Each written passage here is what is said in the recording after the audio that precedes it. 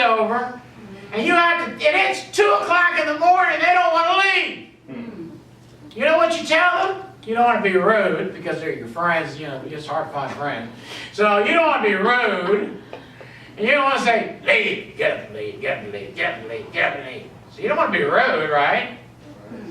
Joshua is saying the same thing. Listen, I don't want to be rude to you, but I am old, so I can say pretty much anything I want because I'm fixing to die anyway. So everything don't matter. So I'm going to tell you youngins, amen? Get your own place! Get out! Get out! Get out of my house! Go find you a place to stay! God's already told you you can have it!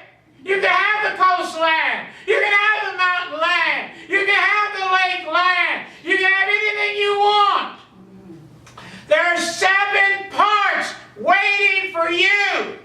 And each one has to be conquered.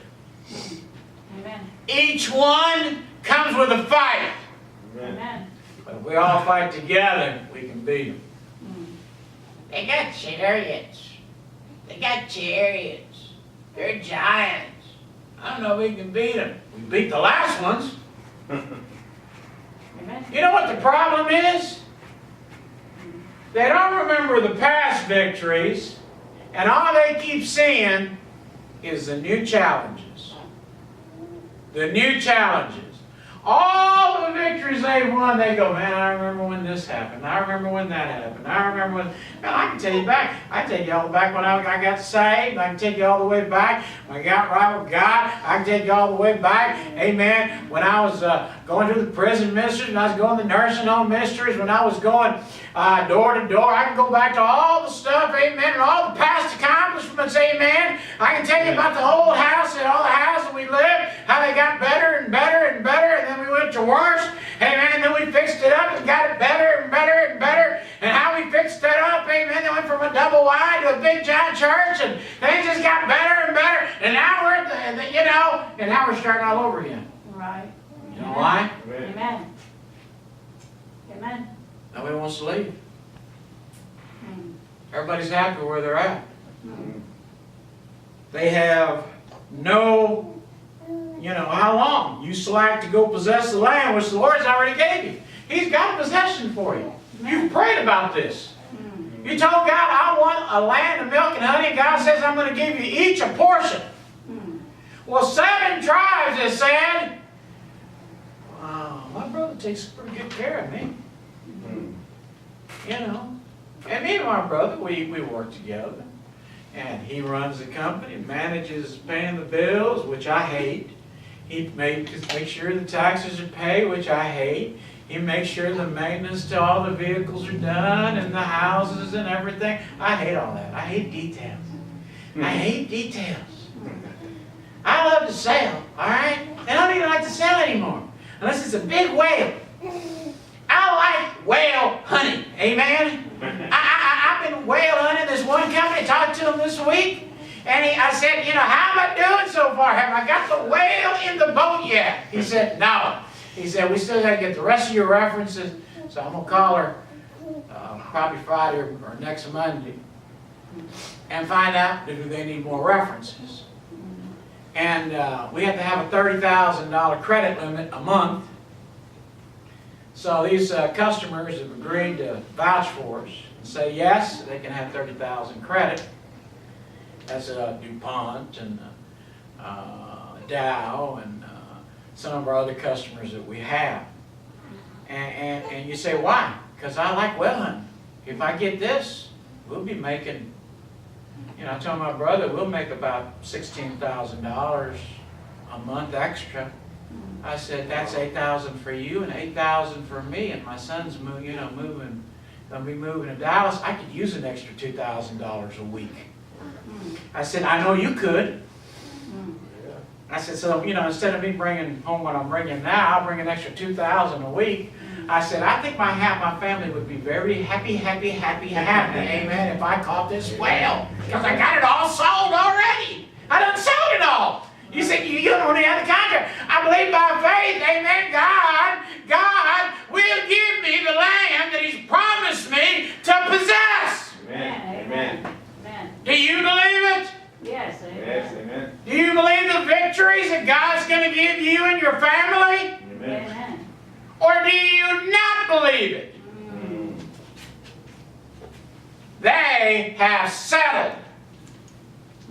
It ain't that cramped in over here. 3 families. We all got to live in one little old room. You know, it's not that crowded. It's not, you know, I mean, we can manage for a while. They got us all in that rental house, and we're pretty much the same way right now. And we have more room, actually. It's a bigger house, but we got more room at the old house.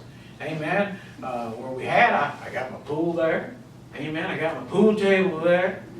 I got my own room there. Amen. You know, so I can just, you know, where's your dad? He's asleep on the couch, you know, in his room.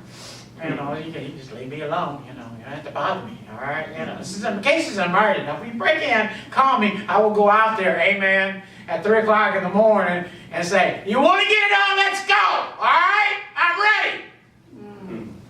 You say, why? Because God has to put a fighter's instinct inside of you to continue fighting. Amen. If you're going to possess your own land and you got an enemy you got to defeat, you're going to have to fight. Amen. And let me tell you this, you ain't Mr. Perfect Christian yet, and you ain't Mrs. Perfect Christian yet. Amen. You got a lot of fighting to do left. Amen. Yes. Very good. We're going to raise this grandchild right. He's got to be raised by somebody that's going to pray for him every day. Every day. Every time I hold that boy, I'm praying for that boy. Every time I hold that child, I'm praying for that child. You know what that child needs? He needs prayer. He needs help. Amen. He needs someone to take care of. He needs to be fed. He needs to be birthed. He needs to be, amen, changed. He needs to be played with. Amen. God said, go out there and go get it. The old man's sick and tired of it.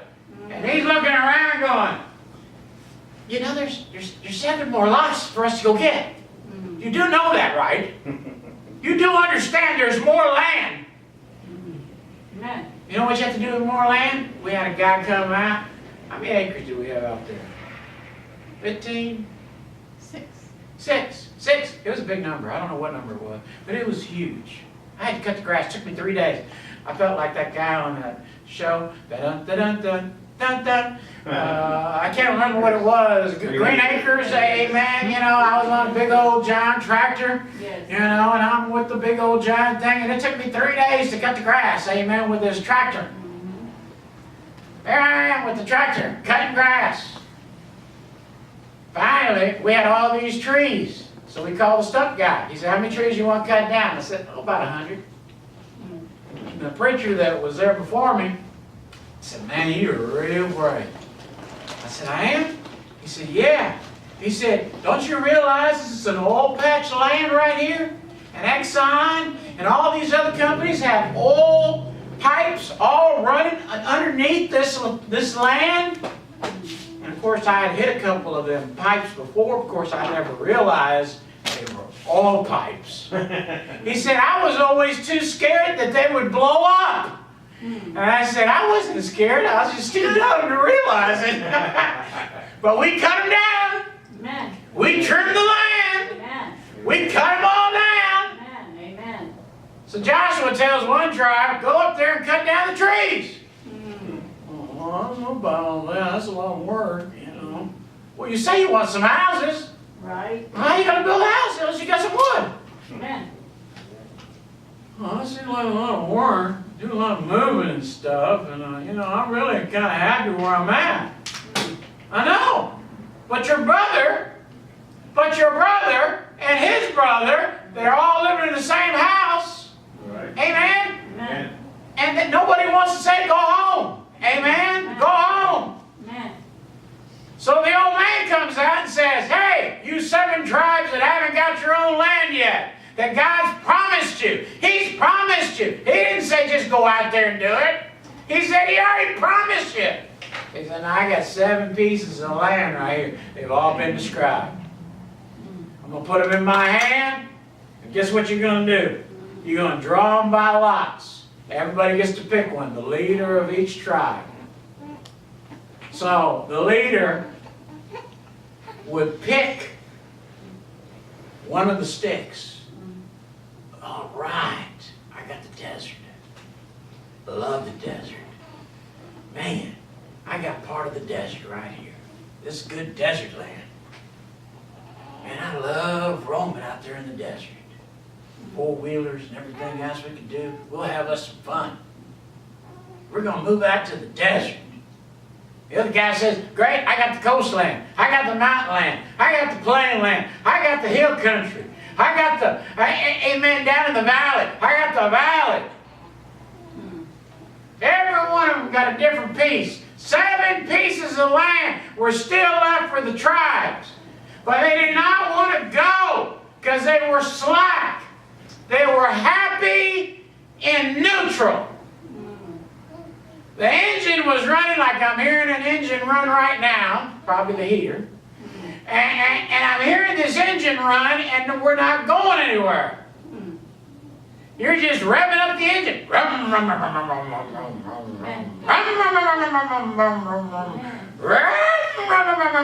Are you going to put it in reverse? No.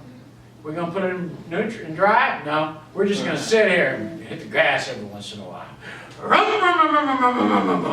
How long are we going to do that until we run out of gas? But we're going to sound real cool and go nowhere. Joshua finally tells them, go tell your family what it looks like. Go out there and spy out the land. Go look at it. I don't know how many houses we went through the first year to get the Obama money. Couldn't get it. We finally settled on a house. I'm so glad we didn't get that house because I didn't like it. But then we got the house that we're living in now. It's got a fireplace, swimming pool.